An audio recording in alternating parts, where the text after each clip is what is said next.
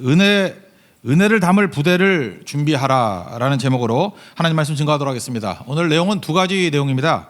중풍병자를 고치는 사건이 하나 나오고 뒷부분에는 레위, 마태복음 같은 마태죠. 마태를 제자로 부르시는 사건이 나옵니다.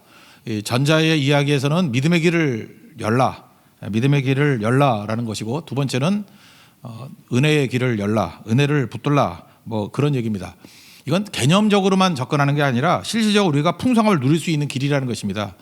믿음으로 길을 활짝활짝 열고 은혜의 길이 열릴 때 우리가 풍성해지고 강력해질 수 있다라는 것입니다.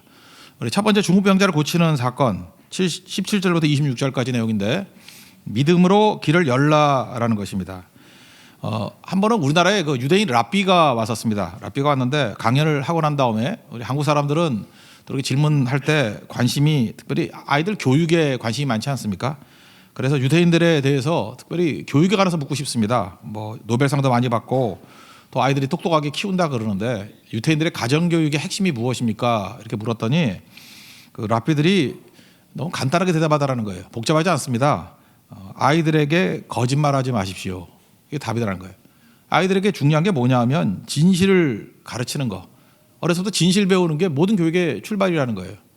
여러분, 진실을 배우면은 무슨 말이 이제 진실하다, 무슨 말이 신뢰할 만하다, 그러면 일단 쭉쭉 받아들일 거 아니에요. 그런데 교육이 안 되는 이유가 뭐냐면 어려서부터 저게 맞는 건지 틀린 건지, 그죠? 우리 아버지가 뭐 목욕탕 갔는데 뭐 뜨거운 물에 들어갔는데 시원하다 그랬더니 믿을 놈 하나도 없다 그러잖아요, 그죠? 뭐 그런 식으로 이렇게 말하고 행동하고가 잘 맞지 않으니까 아이들이 약간 불신하는 거예요. 엄마 정말이야? 아빠 정말이야? 이 말 물을 때부터 교육이 안 된다라는 것입니다. 그래서 유태인 교육의 핵심이 뭐냐? 어려서부터 거짓말하지 않는 거.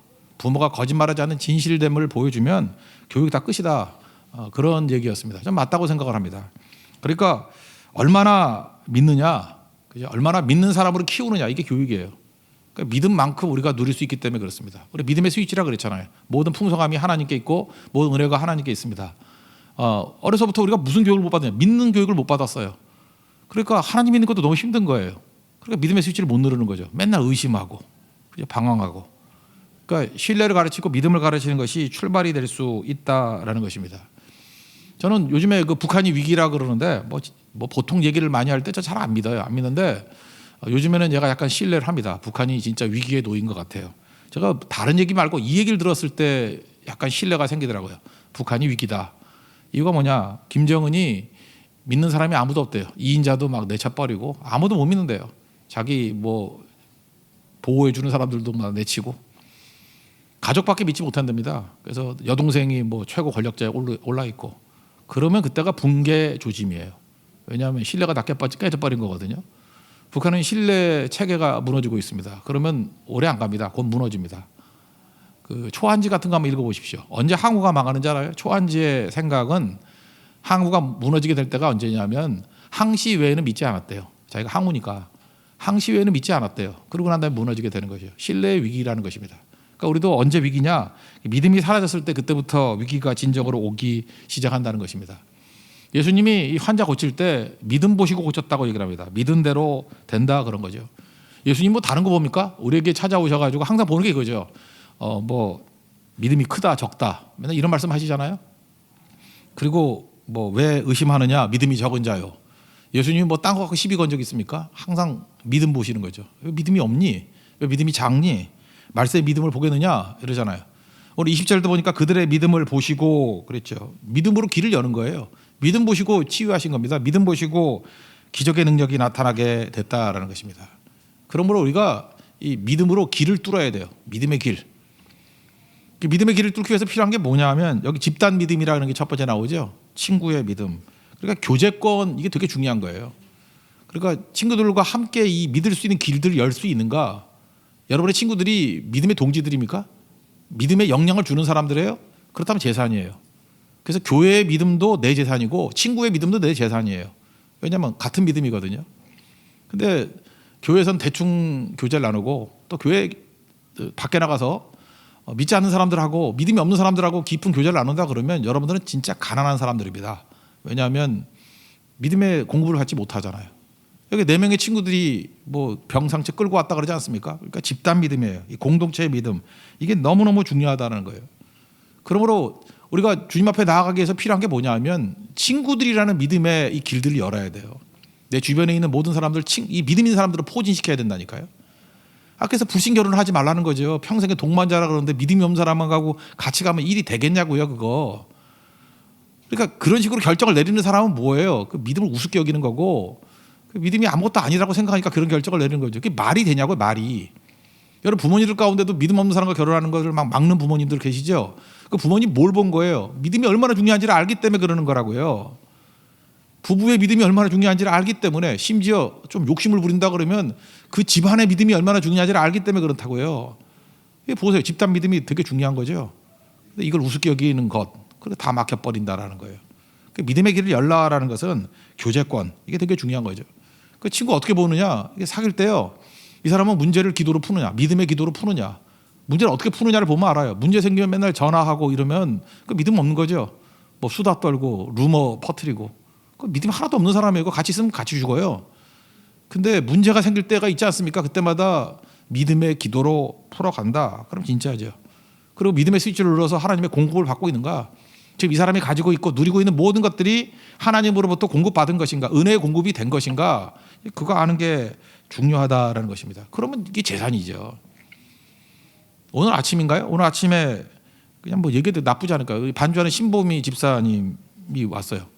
그랬더니 뭐냐 그랬더니 기도의 응답이래요. 그래서 왜 그러냐 그랬더니 얼마 전에 뭐 충청도에 있던 친구 데리고 왔거든요. 충청도에 사는 친구, 대학 동기인데 충청도에 사는 친구, 그 오랜 기간 동안에 불임이었대요. 그래서 예배 같이 드리고 뭐 기도해달라 해서 기도해줬던 기억이 나요.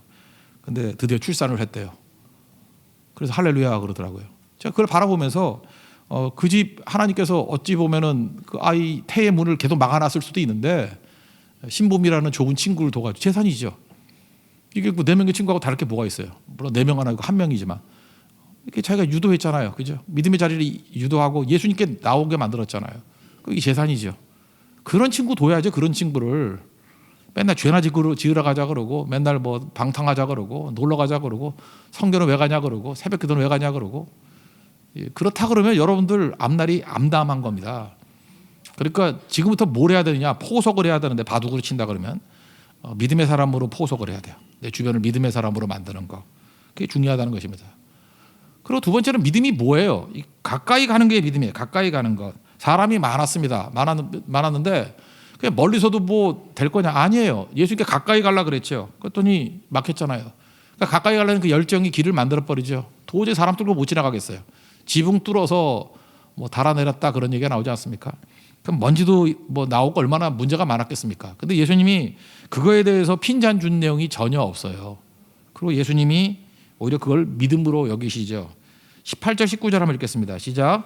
한 중풍병자를 사람들이 침상에 메고 와서 예수 앞에 들여놓고자 하였으나 무리 때문에 메고 들어갈 길을 얻지 못한지라 지붕에 올라가 기와를 벗기고 병자를 침상째 무리 가운데로 예수 앞에 달아내리니. 그때 예수님이 그를 고치잖아요. 그걸 믿음으로 여기셨잖아요. 그들의 믿음을 보고. 그러니까 가까이 가는 게 믿음이에요. 전도서 5장 1절을 보면은 가까이 하여 말씀 듣는 것이 우매한 자의 재물 드리는 것보다 낫다, 이런 말씀이 나와요. 가까이 하여 말씀을 듣는 것, 이게 믿음이에요. 자꾸 가까이 나오는 거. 그러니까 뒷자리 앉지 말아요. 이게 가까이 와서 말씀 듣는 게 이게 믿음이라고요. 여러분 믿음 한번 생겨보세요. 그럼 뒤에 도저히 못 앉아요. 그죠? 잠깐 앞으로 나오지. 그 앞으로 나오는 게 믿음이에요. 가까이 가는 거. 그게 되게 중요하죠. 그러니까 가까이 가기 위해서 애쓰라는 거예요. 주님 앞에 가까이 가기 위해서. 그래서 어떤 사람이 믿음이 뭐 보이냐 그러는데, 보이죠. 왜 안 보여요? 보면은 주님께 가까이 오기 위해서 뭐 교회로도 가까이 이사 오고, 뭐 기도처도 가까이 오고, 하여튼 뭐 하나님이 일하신다 그러는데 잠깐 가까이 가려고 그러는 사람이 있어요. 그 믿음이에요. 근데 이 핑계 저 핑계 때문에 잠깐 멀리 떠나는 사람들이 있죠. 그 믿음이 없는 거죠. 그러니까 무너지게 된다는 것입니다. 그러니까 가까이 가는 거, 이게 믿음이라는 거예요. 주께로 가까이 가는 그런 모습이 있기를 원합니다. 그 다음에 믿음이 뭐냐면 죄를 인정하는 게 믿음이에요. 여기서 예수님이 이런 말씀하잖아요. 그냥 일어나라 그랬으면 될 건데 내 죄가 사함을 받았느니라 뭐 이렇게 말씀하시잖아요. 그랬더니 뭐 문제 많이 생기잖아요. 뭐 참남하도다, 뭐 저건 신성모독이다, 하나님 외에는 누가 죄를 용서하냐? 그때 예수님이 뭐라 그래요? 뭐 들고 일어나라 그게 쉽냐? 죄 용서했다 그러기 쉽냐? 나도 십이 나는 거 알아. 그렇지만 인자는 죄 사하는 권세가 있는 거를 깨닫게 하기 위해서. 근데 이게 본론이 아니라 이 사람 죄 문제를 지금 지적하고 있잖아요. 이거 뭐 전모를 한번 읽어봅시다. 20절부터 25절까지 읽겠습니다. 시작. 예수께서 그들의 믿음을 보시고 이르시되 이 사람아 내 죄사함을 받았느니라 하시니 서기관과 바리새인들이 생각하여 이르되 이 신성모독하는 자가 누구냐 오직 하나님 외에 누가 능히 죄를 사하겠느냐. 예수께서 그 생각을 하시고 대답하여 이르시되 너희 마음에 무슨 생각을 하느냐. 내 죄사함을 받았느니라 하는 말과 일어나 걸어가라 하는 말이 어느 것이 쉽겠느냐. 그러나 인자가 땅에서 죄사하는 권세가 있는 줄을 너희로 알게 하리라 하시고 중풍병자에게 말씀하시되 내가 내게 이르노니 일어나 내 침상을 가지고 집으로 가라 하시매 그 사람이 그들 앞에서 곧 일어나 그 어떤 것을 가지고 하나님께 영광을 돌리며 자기 집으로 돌아가니라. 여러분 이 사람이요 병이 전부 다 죄 때문에 생기는 건 아니에요. 요한복음 9장에 보니까 남에서부터 맹인이 됐던 사람이 있는데 사람들은 죄 때문이라고 생각을 하니까 본인의 죄입니까 부모의 죄입니까 그랬더니 요한복음 9장 3절을 보니까 하나님의 하신 일을 나타내고자 하기 위해서 그렇게 된 거다. 그러니까 죄 때문은 아니라는 거죠. 그러나 여러분 잊지 마십시오. 죄와 연관이 된 병이 있어요. 죄와 연관이 된 병이 있다고.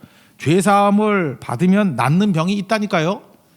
100%는 아니지만 이런 병이 또 있다고요. 근데 예수님은 전능하신 하나님이니까 본 거죠. 이 사람의 병은 죄 때문에 생긴 병이에요. 그래서 근본을 치유하시잖아요. 죄사함을 받았느니라. 요 부분만 놓고 보자고요. 여러분 내가 죄인이에요.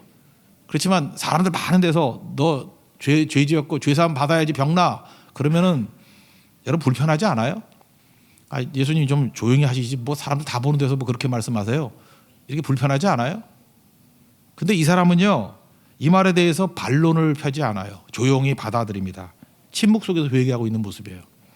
오늘도 마찬가지예요. 여러분 죄사함을 받으면 병도 낫고 죄사함을 받으면 시험에서 벗어나게 되고 여러분 죄사함 받으면 길이 열리게 됩니다 라고 지금 말씀을 할 때 벌떡 일어날 필요 없어요.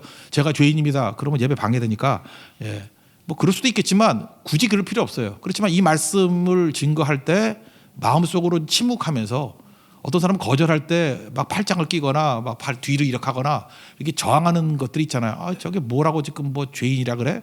그게 아니고 두 손을 모으고 자기 마음속에 맞습니다. 주님 제가 죄인입니다. 죄사함 받기를 원합니다.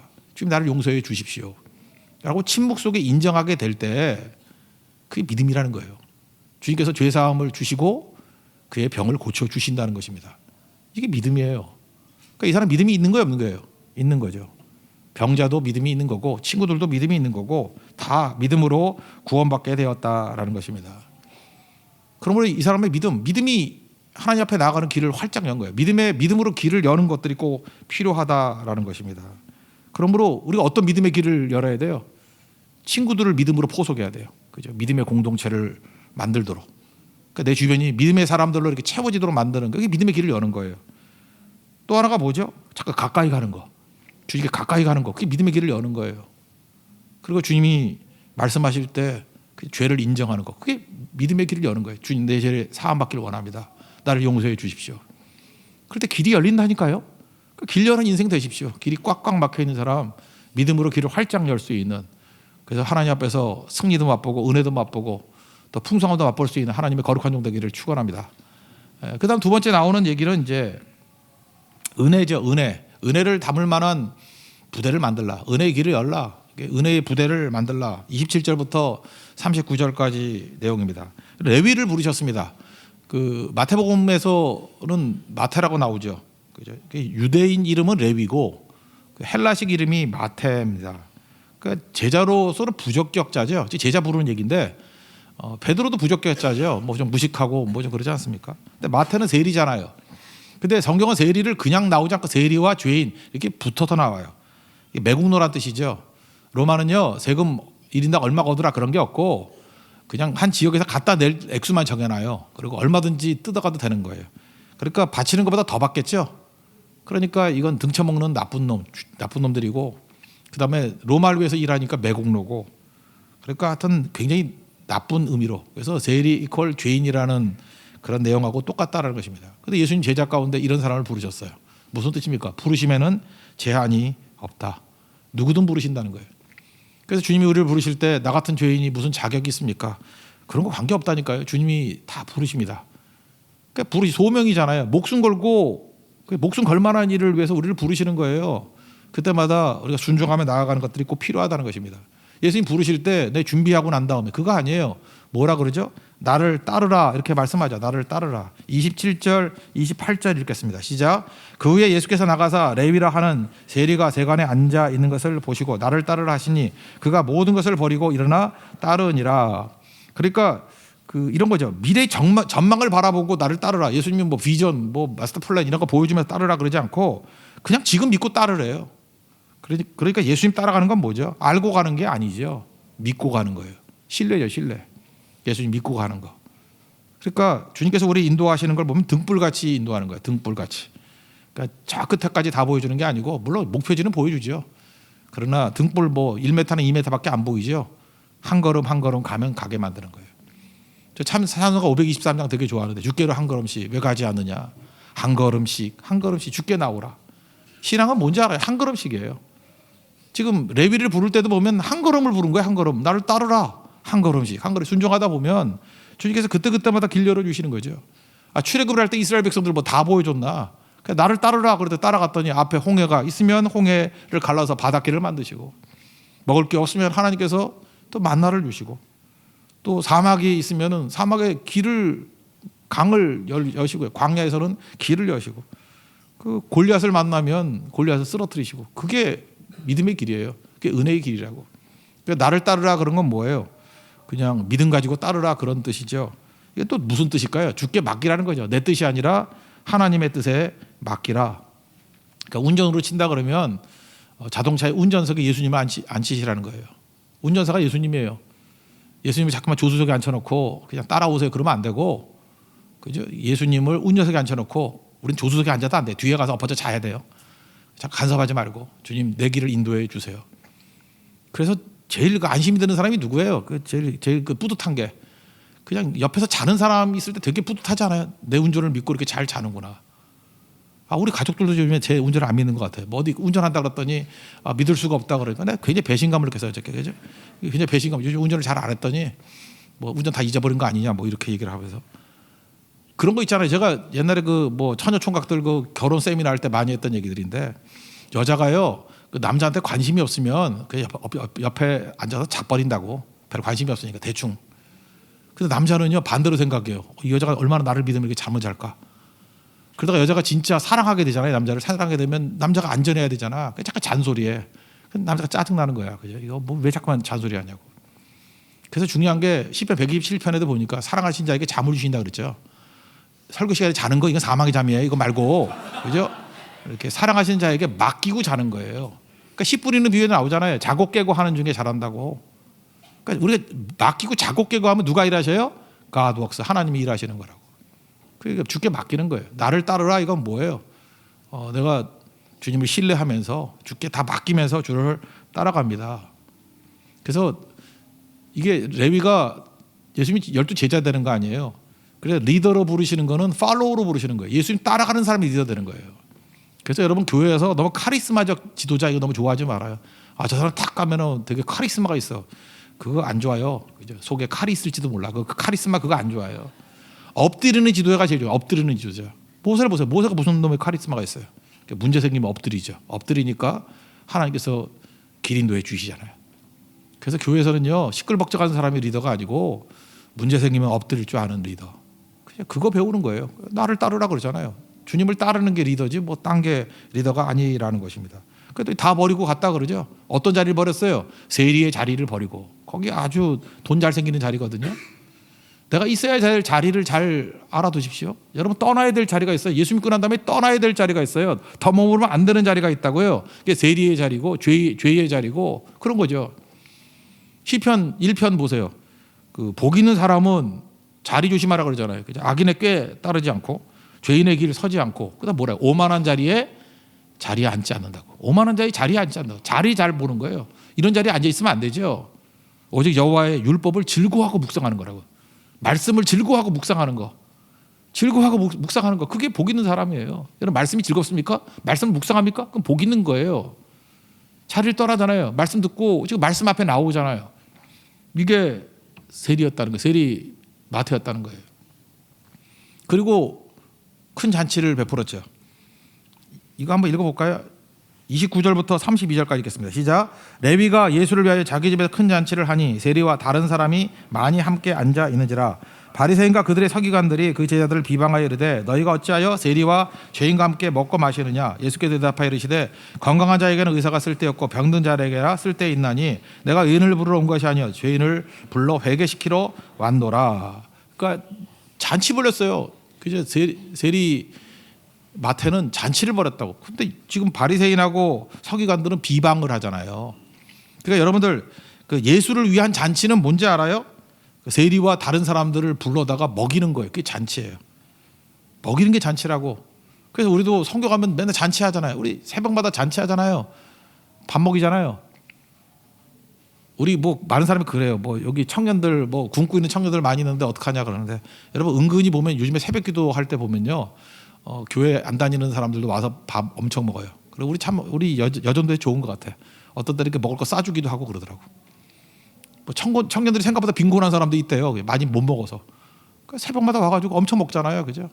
그래서 제가 요즘에 그 재료 청구하는 거 별로 이렇게 반대 안 하고 사인 다 해줘요.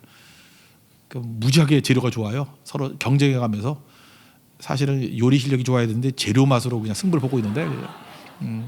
그거 잘해주잖아요. 그거 되게 중요한 거예요. 아침에 어디 가봐요. 그 정도 먹을 때 있나? 그죠? 다 먹이는 거예요. 그 뭐예요? 예수를 위한 잔치는요. 많은 죄인들을 위해서 먹이는 거예요. 그래서 성교 갔을 때마다 우리가 코리안 파티 그런 거 하잖아요. 파티하잖아요. 먹다가 변화가 되는 거 아니에요? 예수님 위해서 잔치를 베푸는 거예요.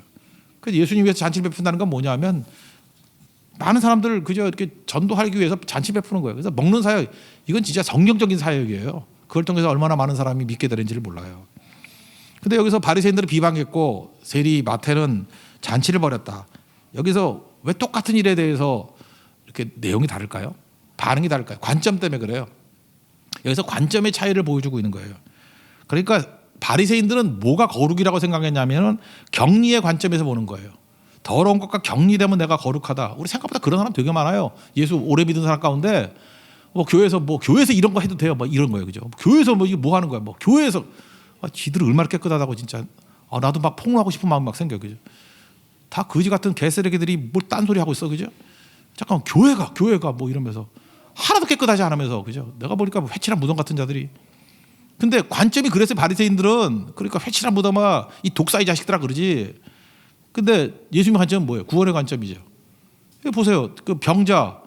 건강한 사람한테 무슨 의사가 필요해? 병 들었으니까. 병든 사람한테 의사가 필요한 거야. 의인에게 무슨 내가 필요하겠냐? 내가 죄인 부르러 왔지. 그러니까 병자로 죄인으로 선 사람에게 내가 필요한 거야. 그러니까 구원의 관점이죠. 그죠? 구원의 관점.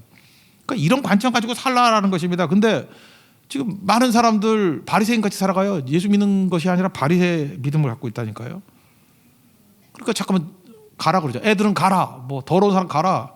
그 12 혈루증 앓았던 여인이 어떻게 나왔어요? 예수님께 가까이서 옷자락 잡으니까 난 거 아니에요. 그리고 격리예요? 믿는 사람들이 나아가서 접촉함을 통해서 그들을 낫게 만드는 영향력의 거룩이죠. 예수님 잠깐 가야 돼요. 그래서 믿는 사람끼리만 맨날 모여있지 말고요. 그냥 안 믿는 사람들 만나서 들어가야죠. 자꾸만 부딪히고 살고 통장도 하고 반장도 하고 뭐 또 동장도 하고 좀 해요. 그것도 그 전도하라고. 그래서 영향을 미치라고요. 피곤하다 그러지 말고. 그래서 여러분을 통해서 세상이 변화될 수 있는 거 구원의 관점으로 보는 거예요. 어떤 사람이 죄인이죠? 이 죄인이다 이렇게 정죄하고 비판하는 게 아니라 죄인이구나. 그러니까 나도 죄인인데 구원받아야지. 이게 구원의 관점으로 여겨야죠. 바리새인의 문제는 뭐냐면 의인 없나니 하나도 없다 그랬잖아요. 로마서 3장 10절에. 자기가 죄인은 죄인인데 세상은 다 죄인이에요. 근데 죄인지 모르는 죄인이니까 치명적인 거죠. 이게 나병 환자죠. 자기가 어떤 병자인지 몰라요. 통증을 못 느껴. 그러니까 죄인이죠. 진짜 심각한 죄인이죠. 그러니까 이게 문제가 되겠죠. 그래서 예수님께서 비유를 드린 게 옷 비유와 그 포도주 그 가죽 비유 들잖아요. 이거 뭐 새 포도주는 새 부대에 이거 뭐 어려운 얘기 아니에요. 은혜로 살라예요. 그거 한마디로 해서 은혜로 살라. 그러니까 우리가 하나님의 은혜로 구원받았죠. 은혜로 사는 거죠. 은혜의 복음 안에 우리가 살아가잖아요. 은혜의 복음 안에 살아가는 우리가 옛 율법주의로 살아가는 게 말이 되느냐 그 얘기예요. 그래서 두 가지 얘기잖아요. 헌천이 있는데 새천하고 갖다 놓으면 이거 뭐 강도가 다르잖아요. 많이 늘어나 있고 약하고 하나는 세고, 이게 빨면은 팍 줄어버리고 이거 잡아당기면 강도가 틀리니까 한쪽이 찢어진다는 거예요. 요즘같이 옷감 좋을 때 말고요. 옛날같이 엉성 허접할 때 낡은 옷하고 새 옷하고 붙여놓으면 찢어져 버린다는 거예요. 그리고 가죽 부대가 있잖아요. 낡은 가죽 부대. 거기다가 세포도 집어넣으면 발효가 되잖아요. 그럼 가스가 막 나오니까 터져 버린다는 거 아니에요. 그래서 세포도주는 세부대. 세포도주가 뭐예요? 은혜의 복음. 그죠? 이렇게 정죄하거나 하는 율법 비판하거나 하는 이런 예틀, 이 경리를 통해서 거룩하다는 율법주의 그런 거 말고 새로운 복음은 구원의 관점으로 다 버는 거 아니에요. 죄인들을 위해서 오신 분, 병자를 위해서 오신 의사 되신 예수님. 이거는 새 부대에 넣어야 된다. 무슨 뜻이에요? 은혜로 살아야 된다는 거예요. 은혜로. 누굴 바라보든지 간에 은혜로 바라볼 줄 알고 은혜의 시각으로 볼 줄 알아야 된다. 그래서 저건 벼락 맞을 놈이야 아니라 구원받아야 될 사람이야. 저건 불신자야 그러는 게 아니라 곧 구원받을 미신자야. 아직 믿지 않는 사람이야. 미신자. 그렇게 바라보는 게 그 진짜라는 것입니다. 그러니까 나 주님의 기쁨 되기 원하네 찬양이 있죠. 내 마음을 새롭게 하소서. 그리고 뭐라 그래요? 새 부대가 되게 하여 주사. 이 새 부대가 뭐예요? 새 부대가 은혜로 살게 해주세요. 그 얘기예요. 새 부대는 은혜의 부대예요. 내가 은혜의 복음으로 구원받았잖아요. 그러니까 내가 은혜를 담을 수 있는 부대가 돼야 돼요. 은혜의 부대, 은혜로 살아가는 부대. 그래서 은혜가 임하게 될 때 은혜의 부대가 뭐겠어요? 우리가 용서송에 나오잖아요. 용서하는 마음, 그게 은혜를 담는 거예요. 겸손한 마음, 그게 은혜를 담는 거예요. 축복하는 마음, 그게 은혜를 담는 거라고요. 그거 아니면요, 여러분 낡은 가죽 부대이기 때문에 다 찢어져요. 그래서 예수를 믿는데도 불구하고 용서도 안 하고 겸손도 안 하고 축복도 안 하고 맨날 난 비판하고 정죄하고 이러니까 피골이 상처에 살아가는 거예요. 맨날. 그죠? 맨날 머리 아프다 그러고 약 먹어야 잠자고 뭐 은혜가 없다 그러고 은혜가 없나 너한테 없는 거지. 그 얘기예요. 그래서 레위를 통해서 하나님께서 우리에게 주시고자 하는 마음은 뭐냐면 은혜로 살아야 된다. 샘플이잖아요. 그죠? 레위를 대하는 태도를 봐라. 우리 은혜로 살아야 된다. 그래서 우리 삶 가운데 맨날 듣는 얘기잖아요. 믿음의 길을 열라, 은혜의 길을 열라. 이게 실생활에서 얼마나 실제적인 능력인지를 깨닫고 언제나 새 가죽 부대로 살아가는 인생 되기를 바랍니다. 그리고 믿음의 길을 활짝 열어서 하나님의 공급을 받는 믿음의 스위치가 건강한 은혜의 종되는 축복된 성도 되기를 축원합니다. 자리에서 일어나겠습니다. 나 주님의 기쁨 되기 원하네 찬양하겠습니다.